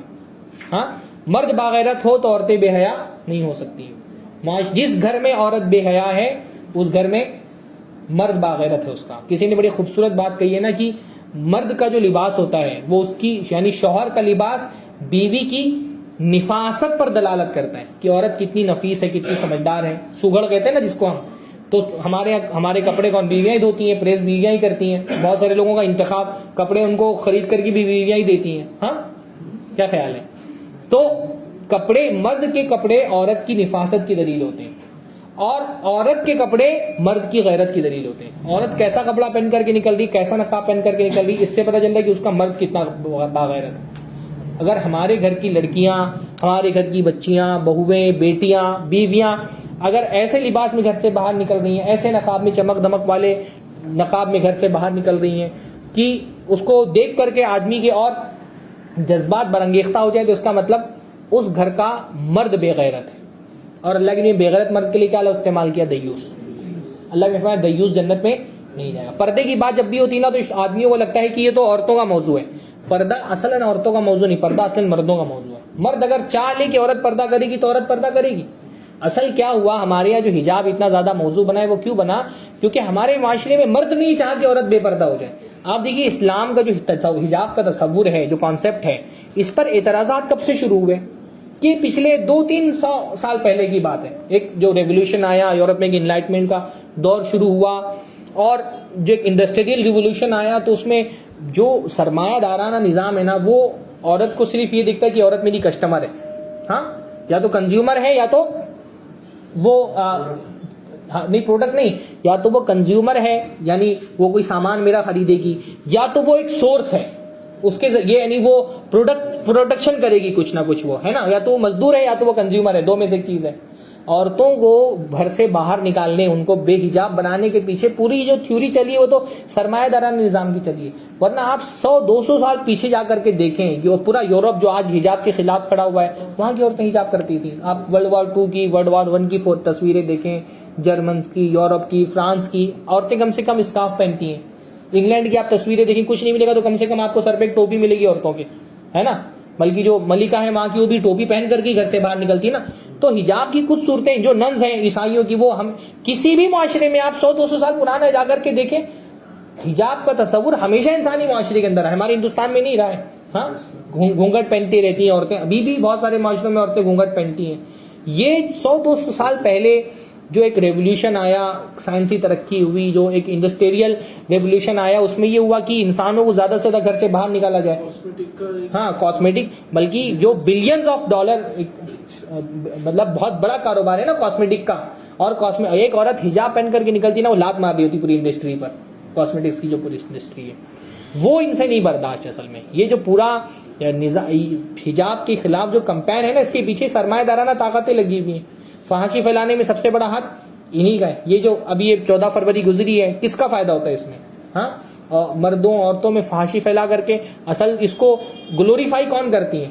یہی سرمایہ دارانہ طاقتیں, یہی کارپوریٹ گھرانے, ان کے پروڈکٹ بک رہے ہیں, ان کی بکری ہو رہی ہے نا. تو یہ تو ہر چیز کا استحصال کرتے ہیں, انسانوں کے جذبات کا بھی استحصال کرتے ہیں. تو بہرحال حجاب جو ہے وہ ایک پورا نظام ہے ہمارے دین کا. ہم کو سب سے پہلے ضروری یہ ہے کہ ہم حجاب کو اپنے معاشرے کے اندر سمجھیں کہ کیا ہے, اس کو نافذ کریں. یہ سیاسی سے زیادہ دینی موضوع ہے. یہ بہت بات یہ بھی آنی چاہیے ہمارے آج کے درس میں کہ ایک یہ بات غلط ہوئی کہ ہم نے نا حجاب والے مسئلے کو بہت کنٹروورشل بنا دیا. یہ جو مسئلہ کرناٹک میں ہوا ہے اس لڑکی کے ساتھ میں, اور ایک احتجاجات کا سلسلہ جو شروع ہو گیا ہے, یہ اگر عدالت ہی سے حل ہونا تھا تو عدالت ہی سے حل ہونا چاہیے تھا. یعنی ہمارے یہاں بعض تنظیموں نے اپنی سیاست چمکانے کے لیے کیا کیا, اس کو بلا وجہ ایک پولیٹیکل ایشو بنا دیا. کسی بھی ڈیموکریسی میں پولیٹیکل ایشو کسی بھی سامنے والی پارٹی کے ہاتھ میں نہیں دینا چاہیے. آخر مسئلہ یہی ہوا نا کہ عدالت سے حل ہوگا, تو یہ پہلے بھی ہو سکتا تھا. احتجاج, یہ شاہین باغ کے تجربے کے بعد سے مسلمانوں میں یہ بہت مزاج ہو گیا, کسی بھی معاملے میں فوراً احتجاج شروع کرتے ہیں. اور احتجاج کا نقصان کیا ہوتا ہے, بیٹھے بیٹھے ایک مدعا پارٹیوں کے ہاتھ میں آ جاتا ہے. پورا آپ دیکھیے نا, جب سے حجاب کا مدعا شروع ہوا یو پی کے پورے الیکشن میں جتنی ناکامیاں تھیں رولنگ پارٹی کی وہ سب پیچھے چلی گئی, صرف حجاب پر ہی بات ہو رہی ہے. تو اب اگر حجاب میں معاملہ ہمارے فیصلہ ہمارے حق میں بھی آ جائے تو بھی جس کو پوائنٹ اسکور کرنا تھا اپنی پالیٹکس کا اس نے تو اسکور کر دیا. تو ہر معاملے کو یہ ہمارے یہاں بعض ایک جو مسلم تنظیمیں ہوتی ہیں, سیاسی تنظیمیں, وہ ہر مسئلے کا حل احتجاج میں ڈھونڈتی ہیں, اور بعض مطلب ایسا ایک نان ایشو کو ہم ایشو بنا کر کے نا سامنے والے کو فائدہ پہنچا دیتے ہیں. احتجاج کے بغیر بھی یہ مسئلہ حل ہو سکتا تھا, احتجاج سے تو حل نہیں ہوا, اب بلکہ اور بڑا مسئلہ ہو گیا. ایک دو انسٹیٹیوٹ کا مسئلہ تھا, ہم نے اس کو لائم لائٹ میں لا کر کے میڈیا کو ایک پوائنٹ دے کر کے بہت ساری اسکولوں کے ساتھ مسئلہ کھڑا کر دیا. تو یہ جو ایک سلسلہ چل نکلا ہے نا حجاب کے معاملے میں احتجاج کرنے کا, بعد مسلم تنظیموں نے بھی کال دیا ہے. ہم یہ سمجھتے ہیں کہ احتجاج جو ہے وہ کوئی بہت کارگر چیز نہیں ہے, اس سے بجائے اس فائدے کے اور نقصان ہوگا. اب تک یہ تھا کہ یہ ایک دو انسٹیٹیوٹ کا مسئلہ تھا, جب سے یہ پولیٹیکل ایشو بنا ہے اب ہر انسٹیٹیوٹ میں باقاعدہ حجاب نکلوایا جا رہا ہے. یہ زیادہ بڑا مسئلہ ہو گیا ہے. اس سے فائدہ ہوا کچھ لوگوں کو, بعض وہ تنظیمیں, یعنی میں نام نہیں لینا چاہتا, لیکن بعض سیاسی تنظیموں نے, مسلمانوں کی سیاسی تنظیموں نے اس کو پولیٹیکل ایشو بنا کر کے اپنا نام تو کما لیا لیکن مسلمانوں کو مصیبت میں ڈال دیا. اب ہر جگہ بات ہو رہی, مہاراشٹر میں بلا وجہ بات ہو رہی. بھائی کچھ مہاراشٹر میں کچھ کالجز پہلے سے ان میں پابندی ہے, آپ بناؤ نا اپنی بچیوں کے لیے کالج, یہ تو الگ مسئلہ ہے. آپ اگر عورت, ہم تو یہ کہتے ہیں لڑکی حجاب پہن کر کے بھی کیوں ایسے کالج میں جائے جہاں پہ کافی لڑکے پڑھتے ہیں, کیوں جائے وہ؟ ہم اس وقت ارتداد پر میں نے بہت تفصیل سے بحث کی ہے. سب سے زیادہ مسلمان لڑکیوں کی مرتد ہونے کی خبریں ایسے ہی کالجز سے آتی ہیں جہاں پر مسلمان لڑکوں کے ساتھ ساتھ کافی لڑکے بھی پڑھتے ہیں. تو مسلمان لڑکیاں حجاب پہن کر کے بھی ایسے کالجز میں کیوں جائیں؟ ہم ایسے کالجز بنائیں نا جیسے ہم کو مسجد بنانے کی فکر ہوتی ہے, جیسے ہم کو ہاسپٹلز بنانے کی فکر ہوتی ہے, ایسے کالجز ہم بنائیں جو ہماری بچے حجاب پہن کر کے دین کی دنیا کی تعلیم حاصل کریں. تو بہرحال وہ ایک الگ, اس کو پولیٹیکل ایشو نہیں بنانا چاہیے. یہ پہلے ہم جو ہمارا انٹرنل معاملہ پہلے ہم وہ تو صحیح کریں, حجاب کے معاملے میں جو ہماری خود کی غلط فہمیاں ہیں وہ ہم درست کریں. بہرحال کوئی لڑکی اگر اپنا حجاب کا حق مانگ رہی ہے تو ہم کو سپورٹ کرنا چاہیے, لیکن یہ پولیٹیکل ایشو نہیں بننا چاہیے. اس سے مجموعی طور پہ کیا ہوا ہے, اس کنٹروورسی سے ہمارا نقصان ہی نقصان ہوا ہے. مطلب لاس سچویشن میں ہم جیت بھی جائے تو بھی ہار گئے, کیونکہ بلا وجہ کی ایشو بنا کر کے جو رولنگ پارٹی کی ناکامیاں تھیں وہ ساری حجاب کی کنٹروورسی کے پیچھے وہ چھپ گئی. تو سامنے والا چاہتا بھی یہ تھا, ہماری بعض پارٹیاں ایسی چیزیں بنا کر کے دے بھی دیتی ہیں ہاتھ میں کہ ان کو فائدہ ہو جاتا ہے. بہرحال لیکن چونکہ بات چل رہی تھی تو ایک جو ہے پوائنٹ آف ویو حجاب کے حوالے سے آنا چاہیے تھا, جو دین کا ایک معاملہ ہے, اس لیے ہم نے اس موضوع کا انتخاب کیا. اللہ تعالیٰ سے دعا ہے اللہ تعالیٰ ہم سب کو دین کا صحیح فہم عطا فرمائے, جب تک زندہ رکھیں اسلام پر زندہ رکھے, خاتمہ ہو تو زبان سے کلمہ شہادت کا کلمہ. السلام علیکم ورحمۃ اللہ وبرکاتہ.